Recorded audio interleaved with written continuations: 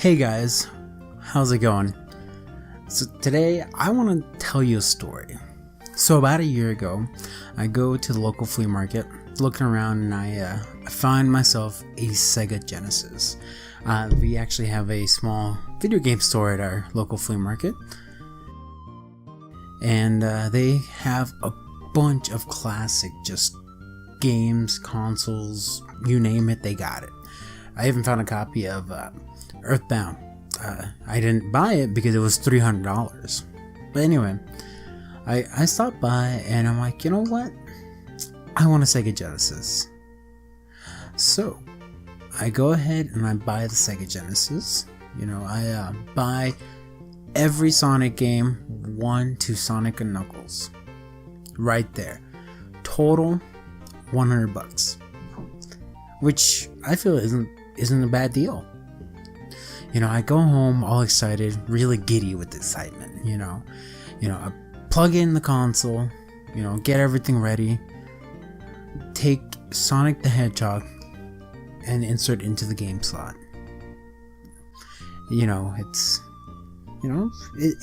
was definitely one of my first consoles, so I was really excited.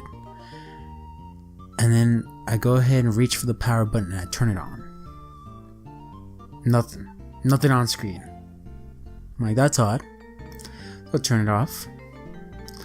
And without realizing it, I just get the game and take it out. And I put it up to my mouth. And I just sit there and I just smile. I smile because it's such a nostalgic feeling to be able to go ahead and blow into a cartridge once again. It's such a good feeling, just being able to be part of that, of gaming history like that.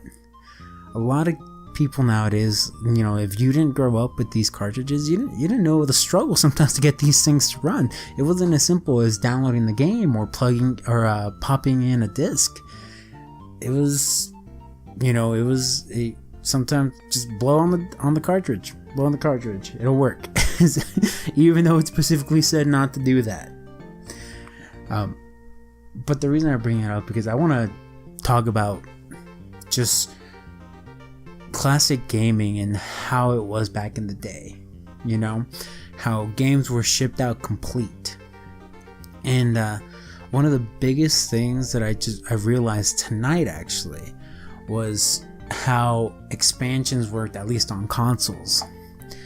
And I honestly wouldn't even consider it an expansion, but the prime example is Sonic 3 and Sonic and Knuckles.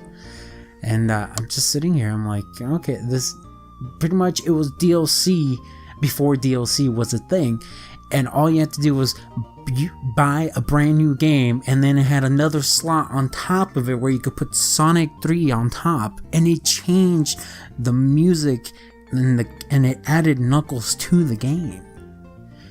And I was sitting here playing through Sonic 3 on my Sega Genesis, and I'm like, okay, this is what I remember.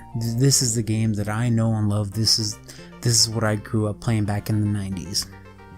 And then I played it on my PC. Sonic 3 and Knuckles. And the first thing I noticed right off the bat, the music had completely changed. I'm like, this is not what I remember. I never played it as a kid. I never played Sonic and Knuckles as a kid. And I was really excited when I was actually able to pick up a copy. And I just sit there and I'm like, okay, that's a little odd. And I continue playing, and then the music for the star is also completely different. I'm like, that's, it changed how, not necessarily how the game is played, it just changed the mood of the game. The boss music was different.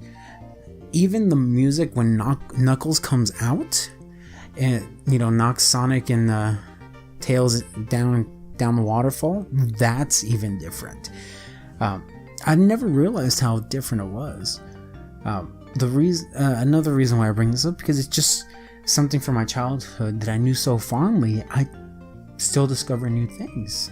I still discover brand new things that, you know, it's like, it's so freaking cool to be able to go ahead and find these things, even 20 years later. So that's the end of the video, you guys. Feel free to post down in the comment section below what new things are you finding in your older games. And don't forget to like and subscribe. Catch you guys later.